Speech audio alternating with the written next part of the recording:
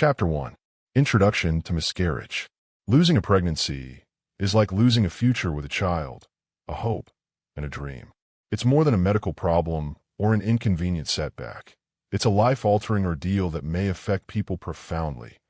Miscarriages occur more frequently than the general public realizes. Miscarriage is estimated to occur in 10 to 20% of all pregnancies, though this estimate likely understates the problem, because many miscarriages occur before the woman is aware she is pregnant. Though common, the stigma attached to the issue makes it hard for individuals and couples to reach out for help or talk frankly about their experiences. Most miscarriages have nothing to do with the mother's actions or inactions. Most miscarriages result from unavoidable chromosomal defects in the developing embryo. Miscarriage has a significant psychological impact that varies widely from one individual to the next. It's normal to feel a range of negative emotions, including grief, sadness, anger, guilt, and even a sense of failure.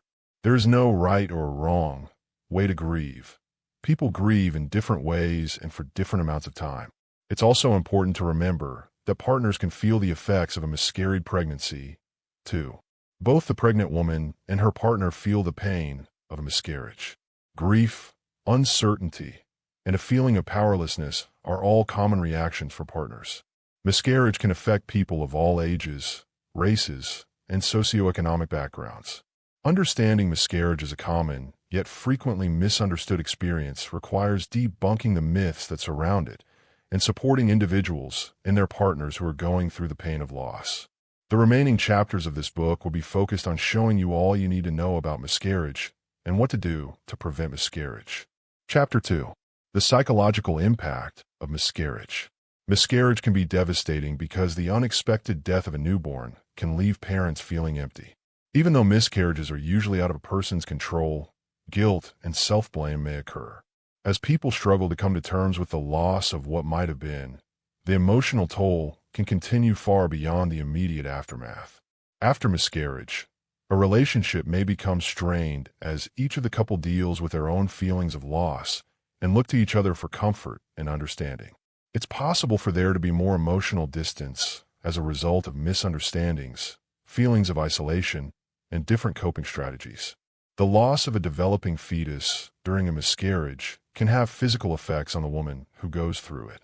Miscarriages can occur early on and cause severe discomfort, bleeding, and tissue loss. Mood swings and exhaustion are all possible side effects of the hormonal shifts that occur during and after a miscarriage. The difficulty of adjusting to the loss may be compounded by these alterations to the person's emotional state.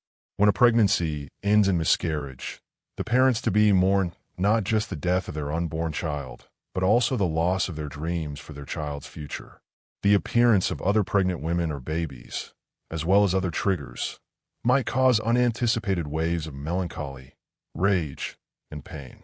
Miscarriage might also cause a person to withdraw from society. It's possible to feel isolated during the grieving process because of how private it might feel.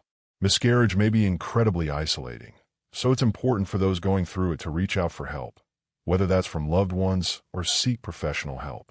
Grief is experienced differently by each person, which can cause arguments and distancing. It can be difficult for grieving partners to find common ground when one is more outwardly emotional and the other is more inwardly focused. Difficulties in communicating and trying to understand one another might lead to increased sentiments of irritation and estrangement. To get through these difficulties, couples need to have tolerance and empathy to help one another learn and grow. Concerns about conceiving again, having another miscarriage, or having an unplanned pregnancy are all normal reactions to pregnancy loss. Some people may want to start trying for another pregnancy right away after a miscarriage, while others may need some time to recover from the experience, both mentally and physically, before trying again. Chapter 3. The biology of miscarriage. Any pregnancy that is lost before the 20th week is considered a miscarriage. When a miscarriage happens shortly after implantation, it is called a chemical pregnancy. In this situation, a woman's loss may occur before she even knows she is pregnant. The term recurrent pregnancy loss describes the occurrence of successive losses. It affects a relatively tiny fraction of couples who try to conceive and is usually identified after 3 recurrent losses. Genetic abnormalities, hormone imbalances, uterine abnormalities, immunological illnesses, and other medical issues are just some of the potential underpinnings of recurrent pregnancy loss. Some of the physical signs of a miscarriage include cramping, bleeding, and the passage of tissue. A lady who has experienced a miscarriage may require medical attention to ensure her health and speed up the recovery process. Expectant management, letting the body evacuate the pregnancy on its own, drugs to induce a miscarriage, and surgical treatments like dilatation and curettage, DNC, or aspiration may all be choices she could pick from. While a miscarriage is a tragic event, it's important to keep in mind that many couples go on to have healthy babies after one. Successful future pregnancies can be increased by seeking medical guidance, treating underlying causes of the previous miscarriage, and maintaining a healthy lifestyle. Miscarriage is a very painful experience, so it's important to approach conversations about it with empathy. It is said that between 10 and 20% of all pregnancies end in miscarriage, though this number may be greater when considering unrecognized early pregnancy losses. The majority of miscarriages happen in the first trimester of pregnancy, and the risk of having one decreases after that. Chromosome abnormalities in the embryo or fetus are a leading cause of miscarriage. These anomalies tend to happen at random and have little to do with the parent's habits or actions. In addition to the mother's age, chronic diseases like diabetes, thyroid disorders, obesity, smoking, substance abuse, and infections can all increase the likelihood of a miscarriage. Miscarriage can be prevented by maintaining a healthy lifestyle, which includes eating well, exercising regularly, not using drugs or alcohol, and taking care of any pre-existing health problems. In some cases, doctors will offer specialized treatment for underlying illnesses or prescribe drugs like progesterone to help the pregnancy. Additional testing and examination may be suggested after experiencing recurrent pregnancy loss. Diagnostic procedures may include an ultrasound or hysteroscopy to examine the uterus's anatomy, blood tests to rule out hormonal or immune system abnormalities, and genetic analysis of both partners to look for hereditary problems. After a miscarriage, couples seeking to conceive should work closely with medical specialists who can offer direction and support. During the subsequent pregnancy, they can help keep a careful eye on the mother, address any underlying difficulties, and provide emotional support. Factors that increase the likelihood of a miscarriage. Chromosome abnormalities in the fetus is a leading cause of miscarriage. These anomalies might occur at random during fertilization or be inherited from a mutated gene. An unviable pregnancy occurs when chromosomes do not divide normally, or when there is an extra or missing chromosome. Miscarriage risk might also be increased by the health of the mother. The hormonal balance and general health of the mother might be disrupted by conditions such as diabetes, thyroid disorders, polycystic ovarian syndrome, PCOS, and autoimmune disorders, all of which increase the risk of miscarriage. The mother's age is another factor that can increase chances of miscarriage. The quality of a woman's eggs declines with age, raising the risk of chromosomal abnormalities and spontaneous abortions. Miscarriage risk can also be significantly increased by certain lifestyle choices, such as smoking, heavy drinking, and drug usage. Pregnancy-related infections are also a leading cause of miscarriage because they threaten the life of the growing baby. Some sexually transmitted diseases, STIs, and common infections like rubella, listeria, and cytomegalovirus, CMV, can have a negative impact on the pregnancy and even cause a miscarriage. Uterine fibroids and uterine abnormalities in general are known to increase the risk of miscarriage. A miscarriage can result from these issues because they prevent the embryo from implanting or because they disturb the development of the fetus. Inadequate amounts of progesterone, which is essential for supporting a healthy pregnancy, might increase the chance of miscarriage because of hormonal imbalances.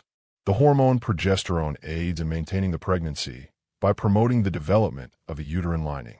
The uterine lining may shed, leading to a miscarriage if progesterone levels are too low. The chance of miscarriage might be exacerbated by factors such as stress, poor nutrition, obesity, and exposure to environmental contaminants like chemicals or radiation. Antiphospholipid syndrome, APS, and other blood clotting disorders are associated with an increased risk of miscarriage. These conditions increase the risk of miscarriage by increasing the likelihood of blood clot formation in the placenta, which in turn reduces blood flow to the fetus. Abdominal injuries or surgeries that directly harm the uterus or placenta can induce a miscarriage. Polycystic ovarian syndrome, PCOS, and thyroid abnormalities are two examples of hormonal illnesses that have been linked to an increased risk of miscarriage. Miscarriage rates are higher in women with autoimmune illnesses, including lupus, which affects the immune system. Fetal development may be impacted by an immunological response brought on by certain disorders.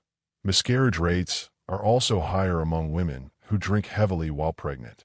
Alcohol's effects on fetal development can be transmitted through the placenta, increasing the risk of miscarriage. Chapter 4. Miscarriage and Common Myths. Miscarriage is commonly thought to be brought on by things like mental or physical stress, including going to the gym or moving heavy objects. However, studies have revealed that chromosomal abnormalities in the developing fetus are the leading cause of miscarriages. These defects are not caused by environmental influences or the mother's behavior, but rather by random errors that occur during embryonic development. Another common fallacy is that having one miscarriage is a guarantee of future losses. One miscarriage does not predict how subsequent pregnancies will develop.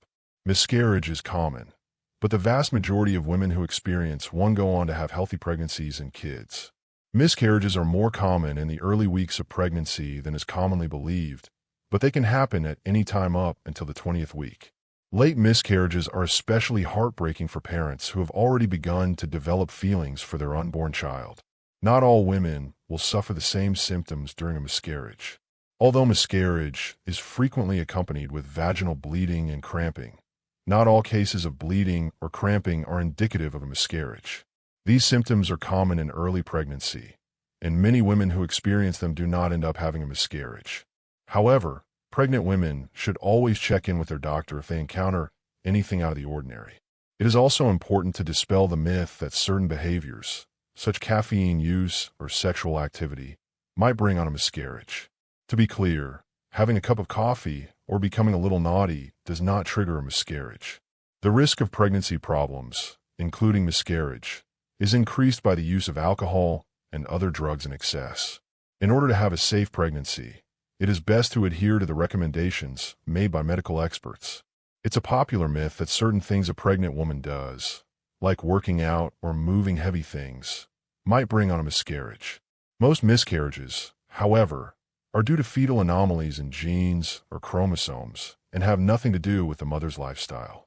Lifting acceptable weights as part of daily life and moderate exercise are both considered safe during pregnancy. The idea that miscarriage always causes excruciating pain is another common fallacy. Some women suffer severe cramping or discomfort during a miscarriage, while others have none at all. A healthy pregnancy is not necessarily associated with the absence of acute discomfort, so this is something to keep in mind. Ultrasound or other medical procedures are often used to confirm a miscarriage diagnosis. The myth that a woman's age is the only influence in whether or not she will have a miscarriage also has to be dispelled. Even while miscarriages are more common in older mothers, it's important to remember that they can happen to anybody. The likelihood of having a miscarriage can also be affected by a woman's general health, her genetic makeup, and her family's history of miscarriages. Chapter 5. Emotional ups and downs that comes with miscarriage. After a miscarriage, a person's internal thoughts can feel like a maze of competing emotions. When sadness settles into the center of one's being, it becomes an inseparable companion that colors even the brightest pleasures with a shadow of melancholy. Sometimes there's usually guilt. You might find yourself asking, what have I done wrong? Did I need to be more careful? A plethora of what-ifs and unanswerable questions flood the mind as the burden of responsibility presses down. But there are several ways you can comfort yourself after such a loss. The path through grief can be difficult and painful to travel. It's important to develop coping mechanisms and self-care routines that can help us feel better and move on. While the specifics may vary from person to person, some common ways to cope with loss include providing ourselves with a safe place to grieve, reaching out for help from friends, family, or experts, and partaking in pursuits that promote our emotional, physical, and mental well-being. Allowing ourselves to feel all the feelings that come up during the grieving process is crucial. It's crucial that we have a place to go when we feel sad, angry, confused, or any other range of feelings that may surface. One way to do this is by seeking out a quiet place to weep alone, writing down one's feelings in a notebook, or talking to a reliable friend or family member who can listen with empathy. When going through a loss, it can help greatly to have the support of others. Contacting a therapist or counselor who has experience dealing with grief could be beneficial. These experts can provide advice, supply coping mechanisms, and show us the way through the maze of loss. The ability to share our experiences with people who have gone through something similar can help us heal and move forward with our lives after a loss.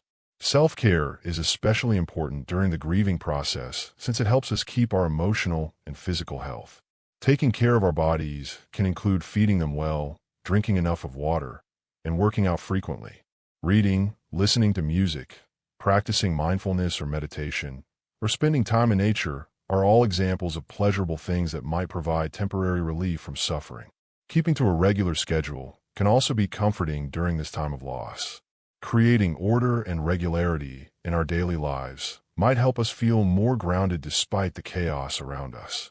Setting daily goals or chores, making a daily plan, or participating in activities that give us a sense of purpose or achievement are all ways to do this. Artistic activities including painting, drawing, writing, and playing an instrument can help people express themselves and give shape to their feelings. We can heal and develop by using our creativity to investigate our inner world and discover meaning in our experiences. Spending time in nature is a great way to relax and recharge. Going for a walk in a park, relaxing, or trekking through the mountains can all help you feel more at one with nature and provide you a sense of calm and serenity. Those who find solace in spirituality or religious practices may discover that these help them through the grief process. Praying, meditating, going to church, or taking part in other religious observances can help you feel more connected to others, give you perspective on your loss, and provide you the advice and strength you need to move forward. Keep in mind that your experience of loss and grief will be different from anybody else's, so it's vital that you develop your own set of coping mechanisms and methods for taking care of yourself. Chapters 9. Miscarriage and Mental Health. Anxiety is a frequent psychological response to a miscarriage. After experiencing a miscarriage, a woman's thoughts and anxiety about having more children can become overwhelming. Regular worrying, excessive caution, and a need for regular reassurance from medical specialists are all symptoms of pregnancy anxiety. The overwhelming anxiety of having another miscarriage can have a negative impact on a person's mental and physical health. Hormonal shifts experienced after miscarriage have both been linked to an increased risk of depression. Sadness, loneliness, and a profound sense of loss are all common reactions. Those who have suffered a miscarriage may go through a protracted period of depression, insomnia, appetite changes, and loss of interest in formerly pleasurable activities. When the distress caused by a miscarriage is extreme enough, it might cause post-traumatic stress disorder, PTSD. Hypervigilance, an enhanced startle response, and recurring nightmares are some symptoms of post-traumatic stress disorder after a miscarriage. Because of the trauma associated with the loss, it may be difficult to overcome feelings of helplessness and anxiety. Miscarriage can leave a psychological scar, and it can benefit to talk to a therapist or counselor who specializes in bereavement or reproductive health. Validation, connection, and understanding can also be gained through participation in support groups or online communities. Individuals can learn to manage their feelings and, if they so choose, make progress towards hope and healing with time, support, and self-care. Guilt or self-blame is a common emotional reaction. Miscarriage can leave people questioning their own actions to see if they contributed to the tragedy. The value of support groups and mental health professionals. Support groups and professional counseling can be invaluable to our emotional and psychological well-being. When people are going through tough circumstances, they can turn to these resources for help because they provide a safe haven where they can receive understanding, guidance, and support. Consulting with a professional therapist, counselor, or psychologist gives you access to people who have the training and experience to help you work through difficult mental health challenges. These experts are in a unique position to provide unbiased advice, resources, and methods designed specifically for each client. They make it possible for people to share their feelings and views without fear of criticism. On the other hand, support groups can help people feel like they belong somewhere. They unite people who have overcome comparable obstacles, fostering understanding and compassion among them. Being a part of a support group can help people feel less lonely and alone because they can find common ground with others who are experiencing or have experienced similar challenges. A support group is a great place to find acceptance and validation via the sharing of personal experiences, advice, and solutions for dealing with difficult situations. The members of a support group might gain knowledge from the experiences of others. New ideas and methods for tackling problems can emerge from the diversity of viewpoints and experiences presented in these settings. People who take part can learn strategies for dealing with difficult situations and get useful information they might not have found elsewhere. Advice for taking care of oneself while recovering. Allow yourself plenty of time to grieve, and don't rush through the process. It's normal to feel upset occasionally. Give yourself time to grieve. Seek help by talking to people you trust, such as family members, friends, or members of a support group. Talk about how you're feeling with those who can understand and sympathize with you. Having meaningful relationships with individuals who understand the pain of loss is essential. Self-compassion entails treating oneself gently and accepting that recovery takes time. Be gentle and patient with yourself. Don't put the blame on yourself or feel guilty. Participate in self-care activities. Doing things that make you happy can aid in the recovery process. Find what calms your mind and body and make time for it, whether it's yoga, meditation, reading, or music. Focus on your physical health by feeding your body nutritious foods, drinking plenty of water, and getting plenty of sleep. Keeping up with a regular exercise routine under the supervision of your healthcare practitioner can also help improve your health. Do something special to remember your child. Some examples of such actions are tree planting, letter writing, making art, and attending memorial services. These practices might help you say goodbye to your infant and honor his or her memory. It's normal to feel anxious or unsure about what the future holds while you're healing. Give yourself permission to grieve, but also to have hope. Have faith that your life will eventually bring you peace and happiness again. Boundaries should be established now, if they haven't already been. Communicate your requirements and let people know how they may help. It's acceptable to decline participation in activities that could result in emotional distress. Think about trying out a new activity or hobby that you've always been fascinated about. Trying something new may be exciting and illuminating, providing a welcome diversion and opening the door to new, pleasant experiences. Make it a habit to reflect on the blessings in your life and express appreciation on a regular basis. Chapter 7. The effects of a miscarriage on relationships. Relationships can be severely impacted by miscarriage, with repercussions felt in areas such as communication and intimacy. When a pregnancy ends in miscarriage, it can be a difficult moment for the couple. It's possible that each spouse will grieve in their own unique way, which could result in conflicting coping strategies and methods of communicating. Miscarriage is a profoundly private experience that can be difficult to articulate, which can lead to communication difficulties. Communicating sentiments, fears, and worries can be difficult for both parties. One spouse may wish to talk freely about the miscarriage in the hopes of finding comfort in the company of their partner, while the other may want to deal with their feelings in private or be less willing to talk about it. Disagreements, feelings of loneliness, and conflict may result from this difference in how people express themselves. Different approaches to dealing with tragedy can drive a wedge between loved ones. One spouse may try to avoid thinking about or dealing with the breakup by immersing themselves in work or other hobbies.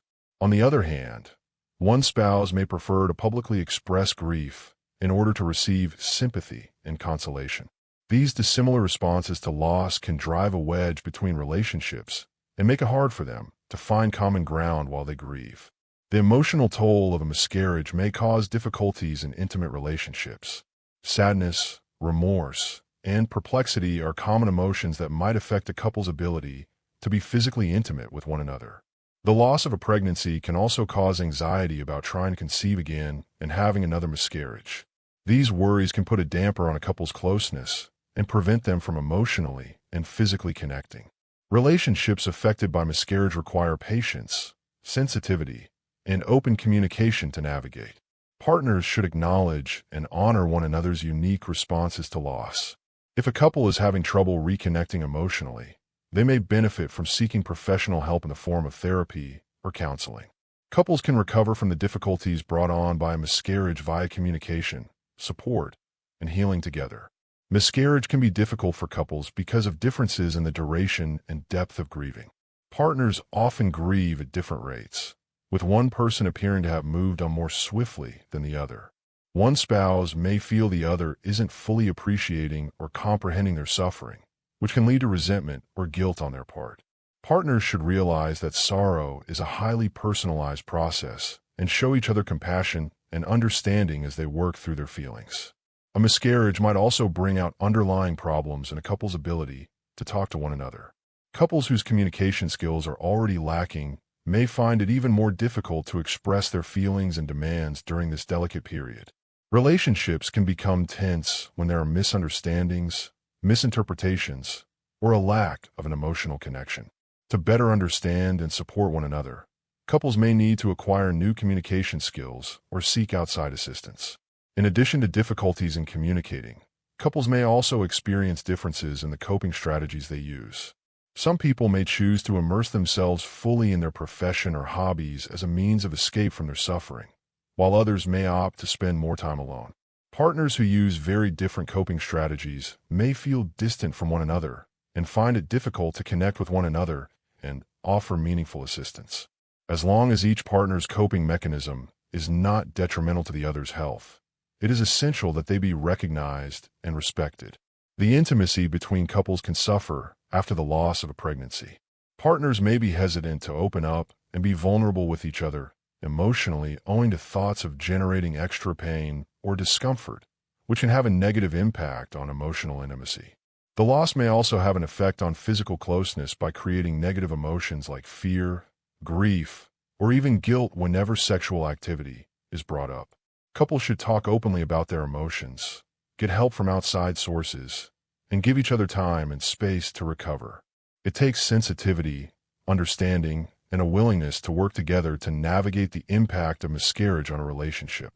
It's important for couples to make their home a place of emotional safety, where each spouse feels heard and understood, and where they can work together to repair and strengthen their relationship. Couples can grow closer and heal together in the face of devastating loss with time, compassion, and support from friends and family. Miscarriage can have a big effect on relationships because of the emotional toll it can take on the couple. After a miscarriage, each partner may be preoccupied with their own feelings of loss and grief, which can lead to a gulf in their relationship.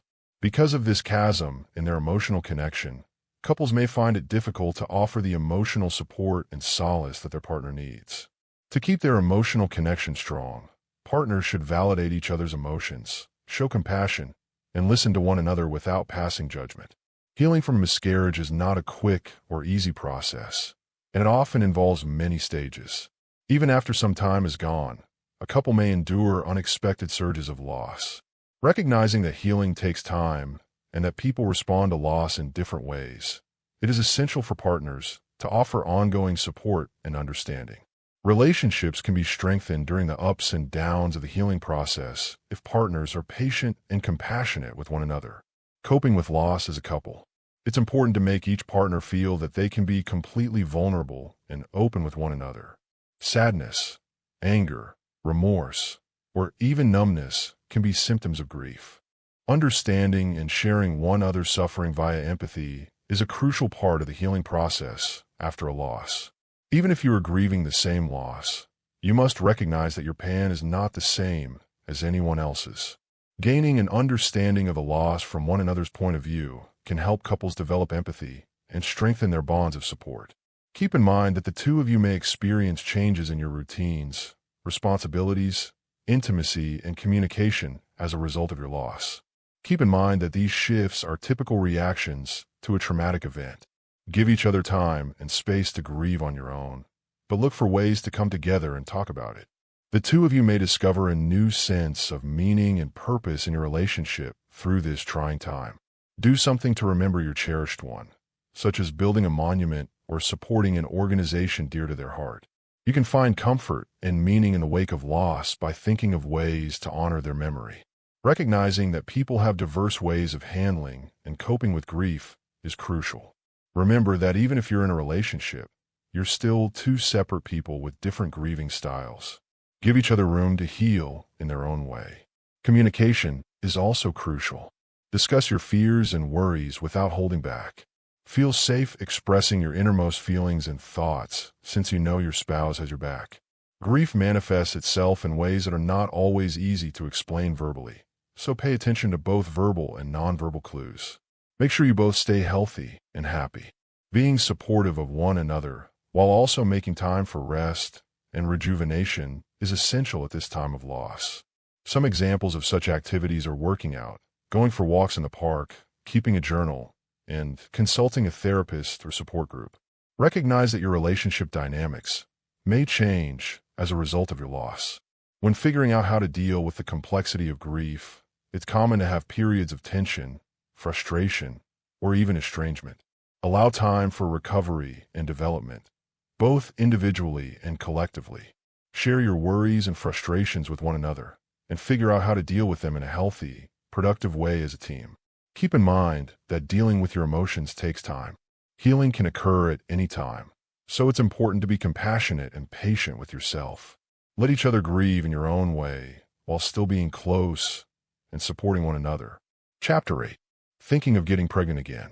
The thought of future pregnancies can be both terrifying and hopeful amidst the delicate emotions that swirl around the experience of miscarriage.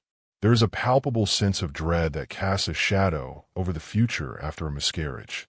It hints at the precariousness of life, serving as a sobering reminder that not every pregnancy ends happily. With every glimmer of optimism comes the nagging doubt of whether or not the past pain will be repeated. However, hope, despite the odds, persists and makes its way through. The desire to become a parent stems from a profound need to hold a newborn in one's arms and feel the thrill of giving birth. It's a state of mind that accepts the possibility of change. It believes the next chapter may bring a healthy pregnancy and a beautiful baby to hold. Hope tends to what might be and takes chances on a future full of joy and happiness. After a miscarriage, it's up to the individual to determine how they want to proceed with future pregnancies. There may be a wide range of feelings experienced on this trip, from trepidation to optimism, nervousness to fortitude. Talk to people who care about you, including doctors and family members. The thought of future pregnancies can be both terrifying and promising in the middle of the delicate emotions that swirl around the experience of loss, like teetering on the edge of a precipice, unaware of what lies below. Still, there remains a glimmer of optimism, a tiny spark that refuses to die. The hope that this time things will go better, that sorrow will give way to delight, and that one's life will eventually find its footing. Hope encourages us to picture a future when the sounds of a healthy newborn fill the nursery and the joy of motherhood is experienced by all. Keep in mind that you need time to heal and that it's normal to feel sad and angry after a loss. Recognize that experiencing a range of feelings is a necessary part of the healing process, and give yourself permission to do so. Take it easy on yourself and respect your own process and schedule. Keep the glimmer of optimism alive as you set out on this path of discovery. Have faith in yourself. You're stronger and more capable than you think. There's a fine line between anxiety, optimism, and uncertainty when it comes to future pregnancies after a miscarriage. Uncertainty creates its complex patterns within the tension between worry and optimism. It encircles our every move and leaves us wondering what is ahead. Questions like, will this pregnancy be successful, arise out of uncertainty and have no easy answers. Do we have the emotional fortitude to deal with what lies ahead? It makes us feel exposed, which puts our fortitude to the test as we bravely face the unknown. There is fortitude amidst the chaos of these feelings. It is rooted in the strength and fortitude of the human soul. It's the ability to be aware of and process fear without letting it control our actions. Hopefulness is the fortitude to persevere in the face of ambiguity. It's the resolve to move forward, however slowly, despite the lingering fear inside our chests. Things to consider before trying again. Trying for another child is a major life decision that requires careful consideration of many factors, both medical and emotional. When planning a family, it's crucial to think about the physical well-being of both parents. Age, general health, and the presence or absence of pre-existing medical disorders are all variables that can have an impact.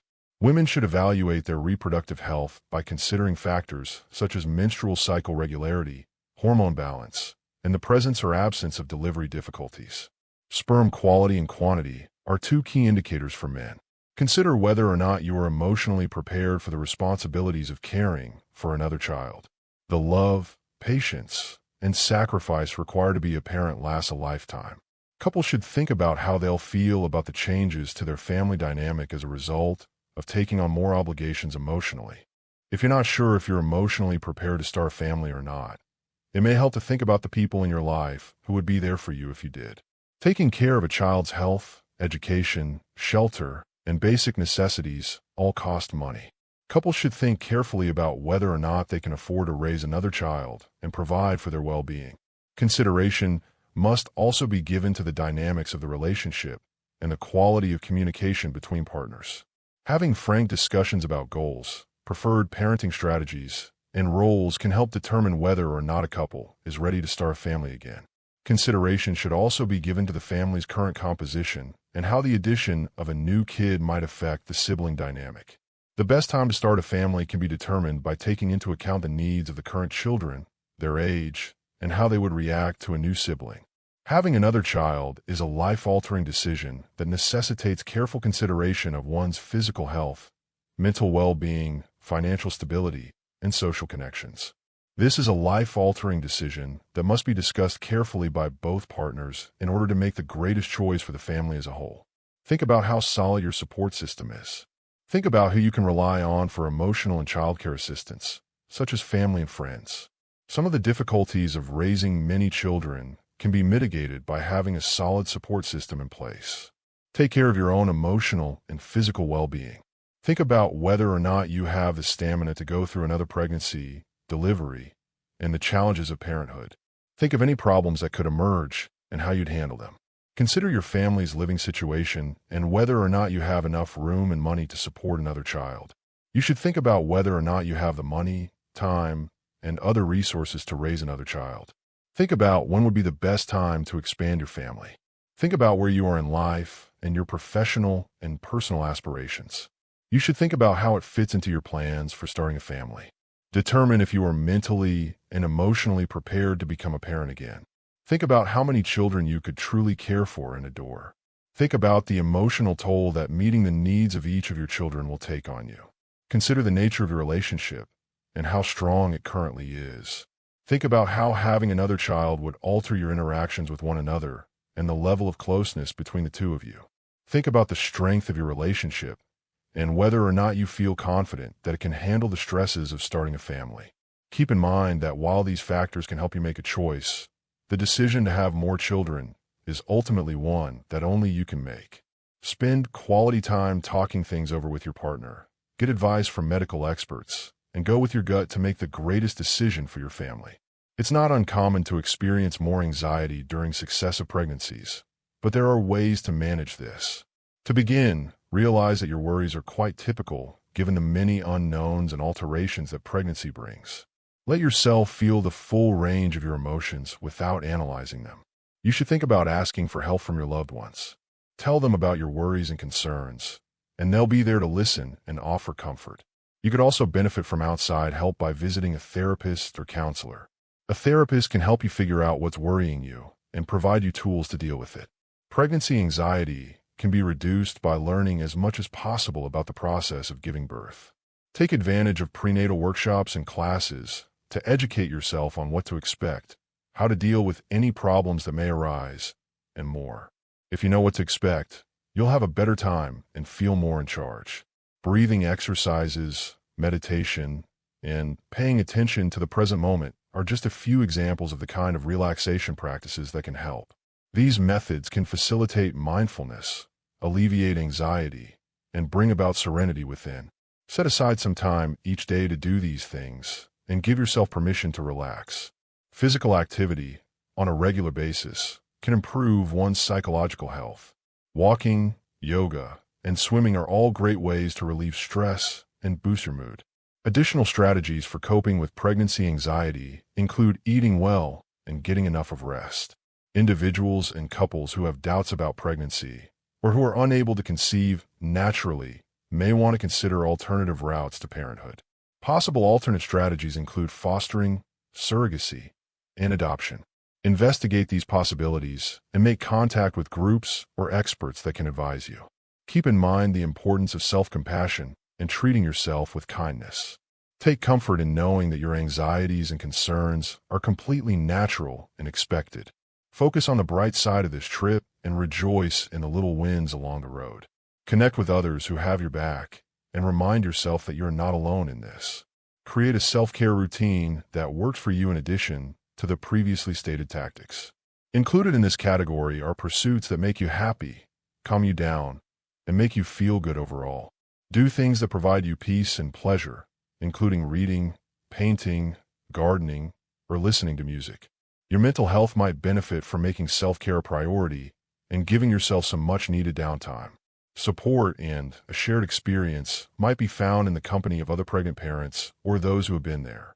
Participating in a support group, either in person or online, can provide a safe space to vent, get answers, and learn from others in a similar situation. It's crucial to limit your contact with potentially traumatic events. Putting up barriers with particular people or avoiding conversations about certain subjects may help. If you want to relax and unwind at home, try decluttering, making a cozy area, or using aromatherapy or low lighting. Alternative and complementary treatments for anxiety, such as acupuncture, massage, and herbal medicine, may be worth looking into. However, before trying any new treatments during pregnancy, it is crucial to contact a healthcare professional to make sure they are safe. It is critical to keep lines of communication open and honest with your doctor. They are there to help you through each stage of pregnancy, both physically and mentally. Feel free to contact them whenever you have any inquiries or require assistance. Miscarriage isn't an easy process to go through, but with the right attitude and people around you, you can always find ways and reasons to thrive despite the pain and loss.